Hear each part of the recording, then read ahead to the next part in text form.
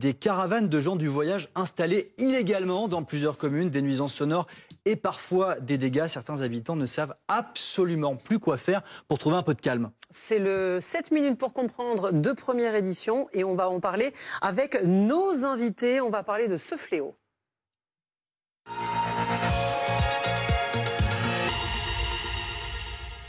Nos invités, justement, les voici. Nous sommes à distance avec Jean-Claude July. Bonjour monsieur, vous êtes le maire d'Innesheim en Alsace. Nous sommes également, vous le voyez, avec Louis de Gouillon-Matignon, docteur en droit et spécialiste justement du droit des gens du voyage. Et Anthony Lebos qui nous a rejoint, journaliste politique à BFM TV.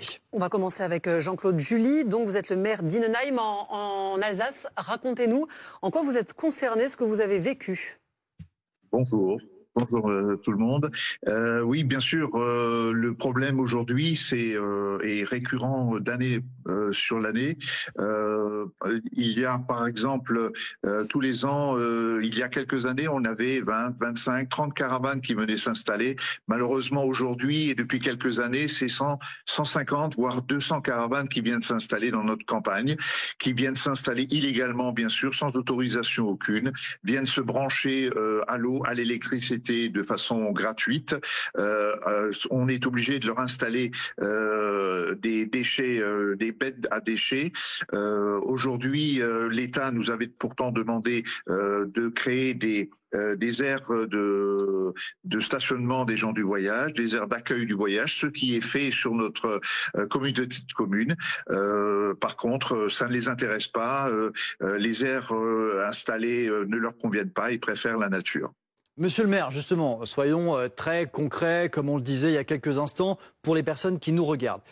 Vous voyez ces personnes arriver sur des terrains illégaux, des terrains sur lesquels ils n'ont pas le droit de s'installer. Sans autorisation, oui. Comment vous réagissez? Quel est votre sentiment? Vous êtes en colère aujourd'hui? Vous vous sentez démuni? Vous vous sentez comment? Absolument.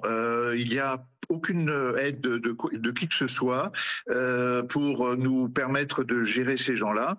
Nous portons plainte immédiatement le premier jour. Nous portons plainte immédiatement le premier jour.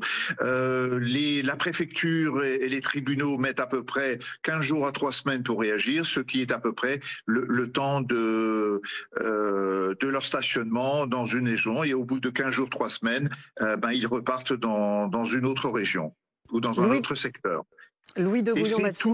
Tous les ans, la même chose. Louis de Gouillon-Matignon, vous êtes docteur en droit et spécialiste des gens du voyage. Monsieur le maire le disait, les gens du voyage qui parfois préfèrent la nature plutôt que les aires qui leur sont adaptées. Comment vous l'expliquez et que dit la loi concrètement ? Alors aujourd'hui, les gens du voyage sont des citoyens qui sont français. Je le rappelle, c'est à peu près 300 à 400 000 personnes en France. Ils ont un mode de vie semi-itinérant, c'est-à-dire que pendant les périodes d'hiver, ils stationnent de manière assez sédentaire sur des aires d'accueil. Et c'est vrai que pendant les périodes d'été, ils sont sur ce qu'on appelle des aires de grand passage. C'est en général pour des pérégrinations qui sont un petit peu plus longues. Et aujourd'hui, en fait, il y a un schéma départemental et les communes doivent prévoir des accueils pour ces grands passages. C'est une, compétence qui est soit départementale, soit qui peut être prise au niveau du préfet. Et c'est vrai qu'aujourd'hui, les gens du voyage, ils ont du mal à trouver des places de stationnement pendant les périodes d'été. En fait, chaque été, depuis une dizaine d'années, on a des grands rassemblements de 50, 100 caravanes qui ont du mal à trouver parce que, tout simplement, les communes, les départements ne respectent pas, en général, la loi. Alors là, dans le cas d'espèce, je n'ai pas assez d'informations, mais si la commune a respecté ou si le département a respecté le schéma départemental, il n'y a aucune raison que les gens du voyage ne respectent pas la loi et qu'ils n'aillent pas dans les lieux qui ont été prévus pour leur stationnement estivaux. Ce que vous voulez dire rapidement, c'est que lorsqu'ils s'installent sur des terrains où ils n'ont pas le droit de s'installer, c'est parce qu'il n'y avait pas de terrain qui leur était destiné dans les environs. C'est la seule raison, c'est ça ? Exactement. La loi prévoit que, en fait, c'est la loi du 5 juillet 2000, dite Besson 2, qui concerne et les aires d'accueil et les aires de grand passage. En fait, la France doit mettre à disposition de ses citoyens qui ont un mode de vie itinérant des espaces pour qu'ils puissent vivre leur culture. Lorsque ce n'est pas le cas, ils trouvent des manières sauvages de s'installer. Et en général, ce qui se passe, c'est que lorsque soit les communes, soit les départements ne prévoient pas ces différentes aires de stationnement, les préfets laissent. Et en général, les gens du voyage repartent au bout d'une quinzaine de jours. Alors là, en l'occurrence, ce qu'on comprend, monsieur le maire, je voudrais votre réaction sur ce qu'on vient d'entendre, c'est que vous avez bien à disposition un terrain donc qui permet l'installation dans de bonnes conditions de ces gens du voyage.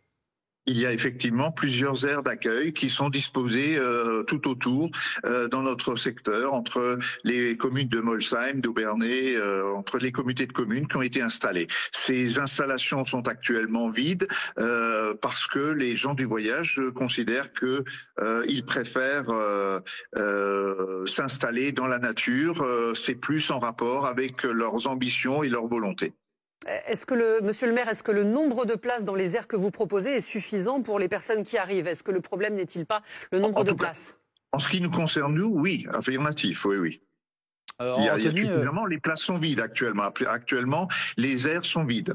Anthony, évidemment, c'est une question politique également, puisque au début du mois, Bruno Retailleau, le ministre de l'Intérieur, a communiqué auprès des préfets par le biais d'une circulaire. Qu'est-ce qu'il a demandé précisément? Oui, il a envoyé une circulaire le 7 juillet dernier, très précisément, envoyée aux préfets pour durcir le ton face, je cite, face aux occupations illicites de terrain. Il avait demandé médiation et fermeté. Il avait notamment exhorté les préfets à nommer un médiateur départemental pour prévenir et gérer les conflits.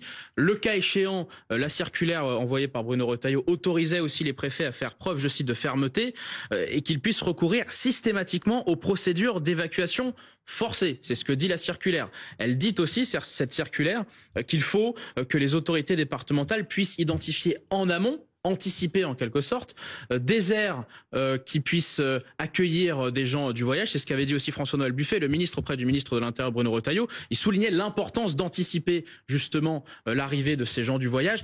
Ce volet qui peut être jugé comme étant un volet répressif a été notamment dénoncé par la défenseure des droits et plusieurs parlementaires de gauche qui, eux, dénonçaient le manque de salubrité et surtout le manque d'air d'accueil pour les gens du voyage. Louis de Gouillon-Matignon, comment on peut expliquer ces différentes affaires, ces différentes polémiques? On voit en Alsace, on l'a vu dans d'autres régions, notamment dans le Var où ça arrive beaucoup. Est-ce qu'il n'y a pas un problème au niveau de l'accueil des gens du voyage, au niveau des aires mises à disposition et peut-être une fracture entre différents modes de vie qui n'est pas acceptée dans certaines communes?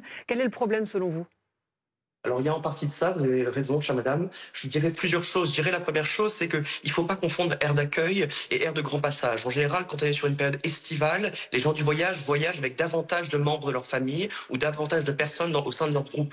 Donc on n'est pas sur des aires d'accueil avec peut-être 10, 20, 30 caravanes, on est plutôt sur des aires de grand passage, donc ça relève du schéma départemental encore une fois, et c'est vrai qu'en général les communes ne respectent pas ces obligations, et d'ailleurs certaines d'entre elles sont poursuivies, et l'État en cette matière a mesure de pouvoir justement astreindre les communes à la construction de ces différentes aires d'accueil ou aires de grand passage. Encore une fois, dans le cas d'espèce de l'Alsace, je ne sais pas. Ce que je peux simplement dire, et ça fait une dizaine d'années que j'accompagne les gens du voyage, c'est qu'aujourd'hui il y a une incompréhension de ce mode de vie, et je pense que ce mode de vie est un mode de vie qui est à patrimonialiser.